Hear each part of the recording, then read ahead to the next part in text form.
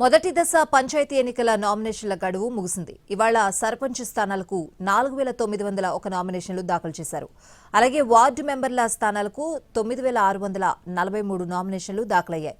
2 రోజుల్లో సర్పంచ్ స్థానాలకు 8198 నామినేషన్లు, 11502 వార్డు మెంబర్ నామినేషన్లు దాఖలు చేశారు.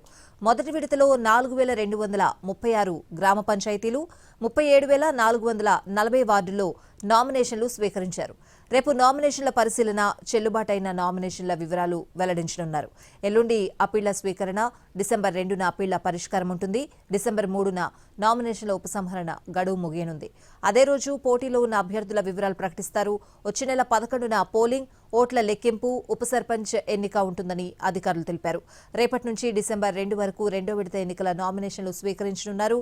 డిసెంబర్ 6వ తేదీన రెండో విడత నామినేషన్ల ఉపసంహరణ గడువు ముగియనుంది. రెండో విడతలో 193 మండలాల్లోని 4333 పంచాయతీలు, 38350 వార్డుల్లో ఎన్నికలు జరగనున్నాయి.